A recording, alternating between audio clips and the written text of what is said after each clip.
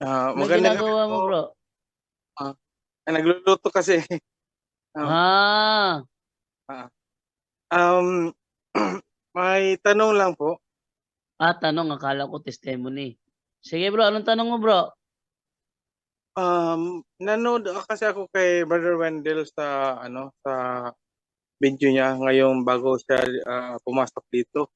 Sabi niya doon sa video niya na may mga pare na ayaw tumanggap sa Ministry of Exorcism. At meron bang, ang katanungan ko po ay, meron bang exorcist na umaayaw din sa pagtulong sa mga lay person na nangangailangan? Okay, Brother Tata? Yes, hindi pa nakapasok Brad Windel, no? Dahil yung Mukhang tanong niya wala pa. nakabatay Andyan na sa pala. pahayag ni Brother Windel sa kanyang live, baka nakapasok na. Pero hindi pa, nandiyan na, nakapasok Andyan na na. Brother Windel. Brother Windel Sige, ka lang, Edna. sasagot. Brother Wendell, good evening.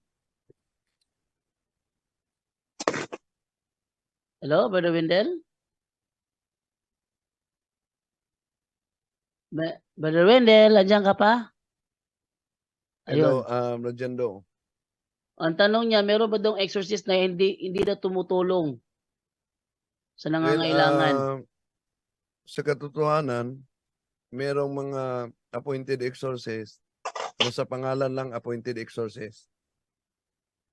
So, mas mabuti sana na sa totoo, puwera naman sa iba, meron talagang mga nagsakripisyo.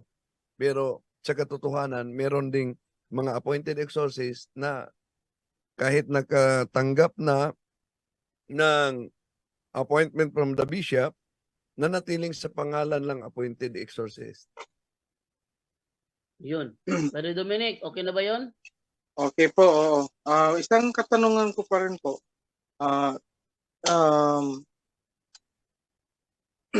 Bakit ang demonyo pag nagpakita ay ang itim? Yun. Brother Wendell, bakit daw ang demonyo pag nakita maitim, parang anino? Depende yan, no? Dahil may mga nagpakita na mga fallen angels na parang mga anghel, minsan may magpakitang Mahal na Birhen Maria, minsan may magpakita na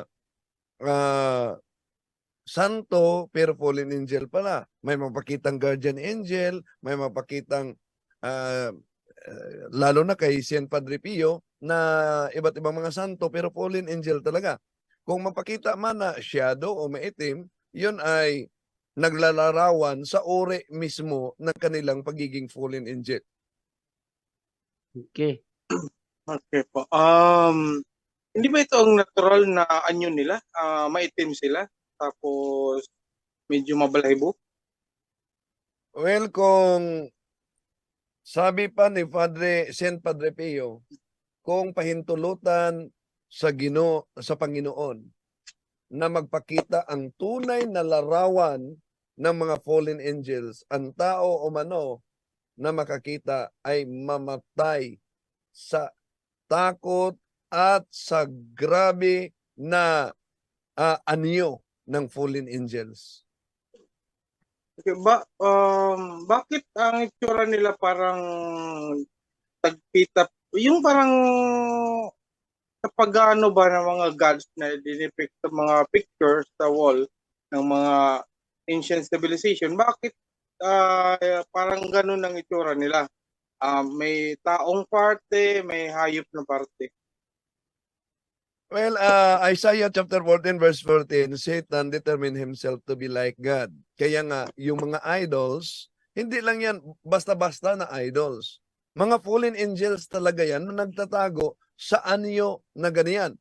Yung sa Roma, noon, Roman Empire, pagan Roman Empire, ayon kay Father Jusis, bakit grabe ang kanilang persecution ng Kristyanismo nung pumasok na ang Kristyanismo mula kay Emperor Caesar Nero hanggang kay Emperor Diocletian taong 67 44. Dahil yung mga fallen angels sa idols nila ay nagre-react sa presensya ng Kristyanismo. No? So kaya yun ang dahilan kung bakit grabe ang pag-uusig ng Kristyanismo noon. Ngunit ang kanilang dugo ay nagiging binhi ng Kristyanismo. So, diyan natin makikita na ang isa sa mga taktika ng mga fallen angels ay mandaya talaga. At yung ating mga ninuno noon, matagal nang nadaya noong mga ninuno bago pumasok ang Kristyanismo. Dahil sumasimba sa bato, sumasamba sa puno, sa ilog, at may mga diwata. At yung mga pagdidiwata na yan, hindi yun basta-basta na sa Diyos, kundi sa fallen angels yan. Iyon ang mabasa natin sa unang Korinto, Kapitulo 10, versikulo 20.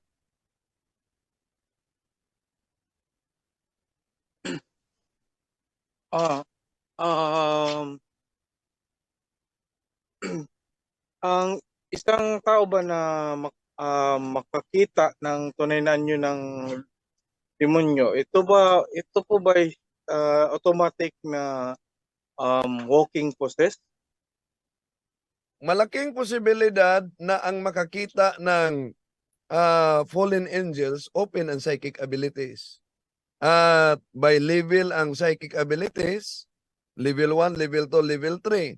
Yung level 3 ang mas mataas na talaga ang ugnayan sa psychic abilities, maliban na makita niya ay makausap na niya, at kung ganon ang mangyari, yon ang nangyari sa isang binata. Ito makita ninyo mga kapatid, ang binata na ito lumulutang so kita ninyo, tumatakbo siya, open ang kanyang psychic abilities, at may humahabol sa kanya. Doon, lumulutang na siya talaga, no? Lumulutang siya. So, ibig sabihin, malalim na talaga ang ugnayan sa psychic ability nito. Pero di ba ang santo nakakita din ng tsura ng demonyo? Iba ang sa mga santo, dahil ang yung mga santo na nakakita, hindi yung psychic ability, the ability to communicate evil spirits in the preternatural world.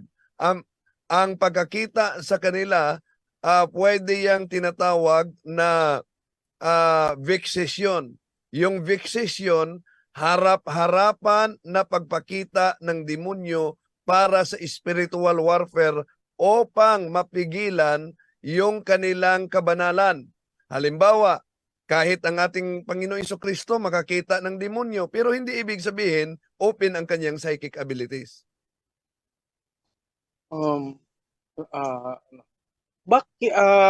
Sa yung experience, yung preternatural world ba ay naka-overlap sa natural world ng tao? Ang tinatawag na preternatural world, pwedeng may connection lamang ang tao na nasa natural world. Dahil tayong nasa natural world, connected tayo sa supernatural world, yung sa langit, sa pamamagitan ng grasya. Sa binyag at sa mga sakramento na nadawat na natanggap natin, sanctifying grace.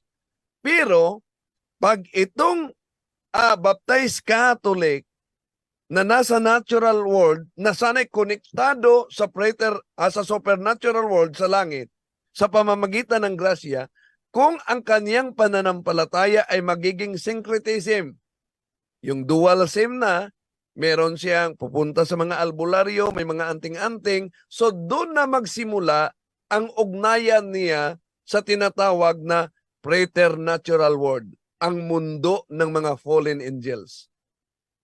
Pero at nawawala din ang supernatural world pag nagkaroon ng ugnayan siya ng preternatural world. Yan ba? Mananatili ang tinatawag na preternatural world, no? Ang supernatural world mananatili yan. Pero ang tao na may nabuksan na bahagi sa kanyang buhay na hindi niya alam, sa pamamagitan ng tinatawag na stop, sin, traumatic experiences, occultism and preternatural offering. So, yun ang magdala sa bawat isa sa tinatawag na preternatural world, ang mundo ng mga fallen angels. At pwede lang yang masarado sa pamamagitan ng ritual ng simbahan.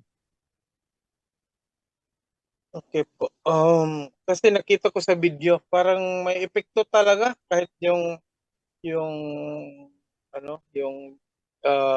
previous video niyo sa may epekto talaga ang preternatural world sa natural world ng tao.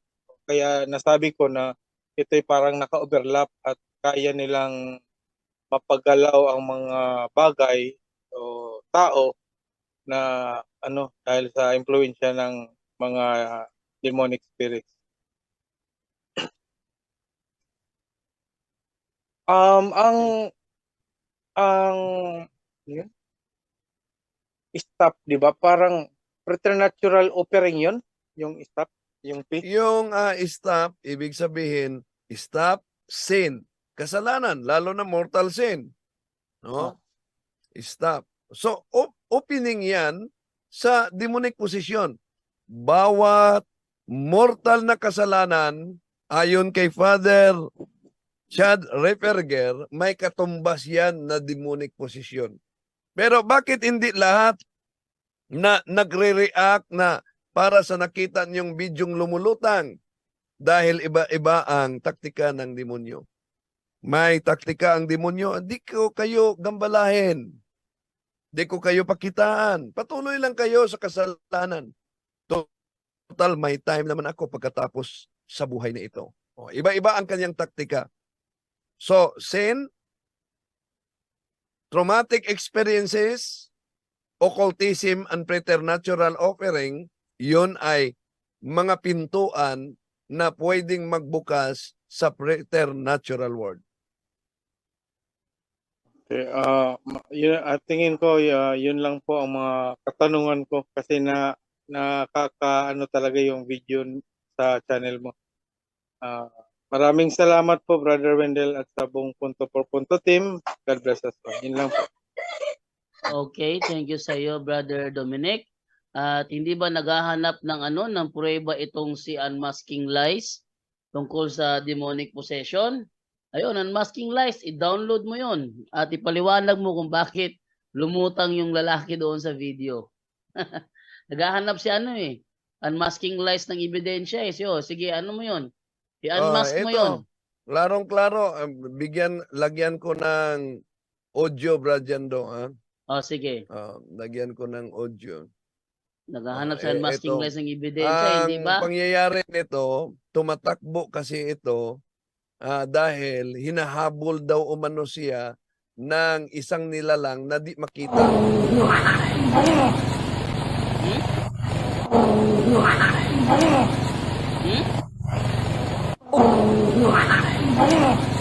Yan. Umani ng... So parang papel talaga, lumulutang. Yun. Unmasking Lies, kung nandyan ka man ngayon, i-unmask mo yun. Sige, i-unmask mo yun Hamon namin sa'yo yun, i-unmask mo yun kasi naghahanap ka sa amin ng video. Sa amin kasi bawal magpakita ng ganong video kasi mayroong instruction ng bishop, bawal magpakita ng video. Pero yun ay hindi kami naglabas noon, iba naglabas noon, ebidensya yun. Sige, Unmasking Lies, kung nanonood ka mga yon, hinahamon kita, i-unmask mo yon, no? So,